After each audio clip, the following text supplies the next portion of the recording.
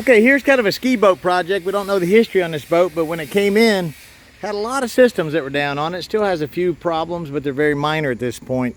Ended up pulling the engine out. The drive coupler dampener was not good, and while you're there you want to change it anyway, but the transmission was making a tremendous amount of clicking and clanking.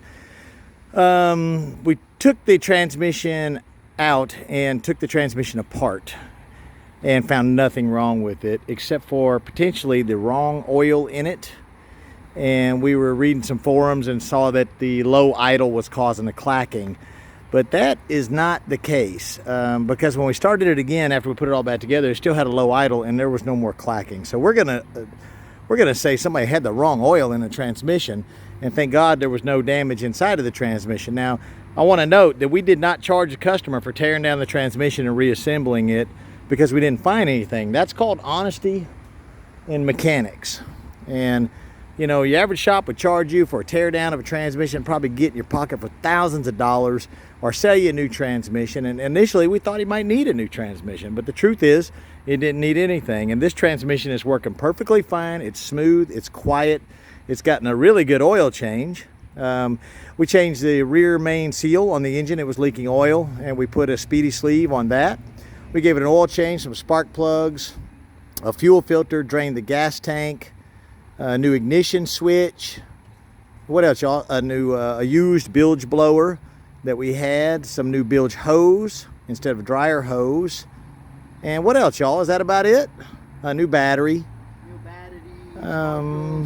You know, yeah, a new fuel filter. I think I mentioned that. So anyway, they just tested it a couple minutes ago. I wasn't out here, and he said it was running good, so I want to come out here and see it and video this for the customer.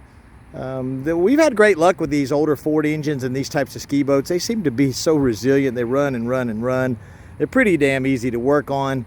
And, you know, granted, the new ones got all the bells and whistles, and they got the engine transverse mounted in the back. I mean, to me, those are great looking boats, but my God, they're expensive to work on, and they have a lot of failures. This thing here is like an old Camaro. You know, it's just going to keep on going and going. And if you pop a motor, you go get you a long block, put it in, and a few days you're going again, you know. Anyway, hit it, Joe. We're running on a gas can right now because we didn't go get any gas for the gas tank, and it's empty. So we're low on gas. So we're going to make this quick. How's our gauges? Are they working? Yes. All the gauges are working. We got some switches that weren't working. There we go. It starts up without touching anything. And we didn't touch that carburetor. That carburetor is pretty ugly on there. It's a Holly. That's in gear right there. But the carburetor seems to work okay.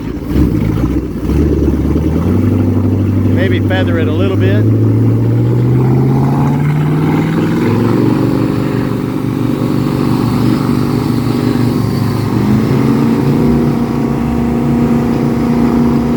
Damn, boy.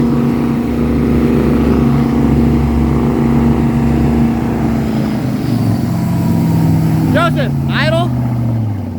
Idle. Joseph's always scared to run people's boats.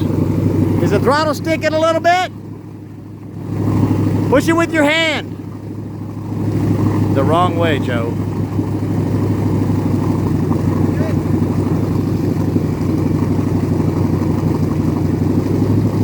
Hey, Joseph, I idled it up earlier. Joseph, how's the oil pressure and the temperature? It's Friday, man. It's been a long week. Temperature's good. Oil pressure's what? 40 right now. What's the idle speed? Does the tach work? The tach is not working. Well, it's definitely running too fast right now. Hey, unhook that throttle cable from that carburetor. Okay, is the choke open all the way? This one? Yeah. Yes. So is the carburetor on the idle screw? The idle screw, is it touching the idle screw? Yeah, it is. Okay, so we need to idle it down a little bit. If Deanna over here would go get me a flathead screwdriver, we could idle this down. Thank you, Deanna. So I had idled it up when we first started it, and I'm sure the carburetor got some crap in it just from sitting. But it's definitely idle too fast. So we're gonna idle that down. Joseph, let's see what reverse looks like, but be careful. Put it in reverse, please. There's reverse. Okay, good. Neutral. The shifter knob tore off. It's stripped out. Oh, there, he's screwing it back on. Okay.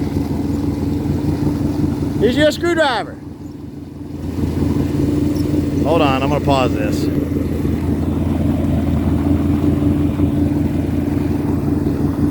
I thought I was gonna pause it.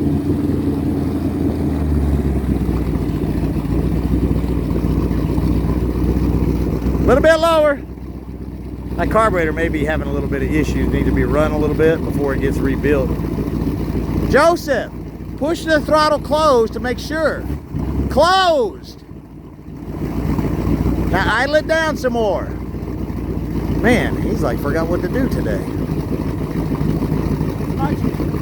Okay, now click it into forward gear.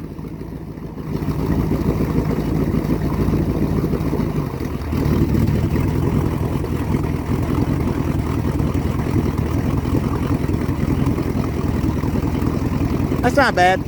Okay, neutral.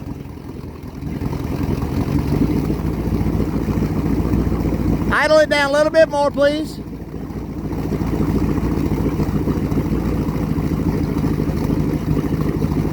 A little bit more.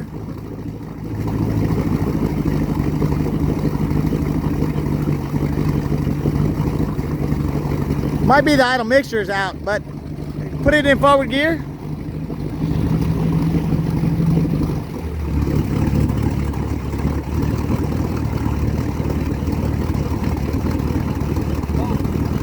That's good though.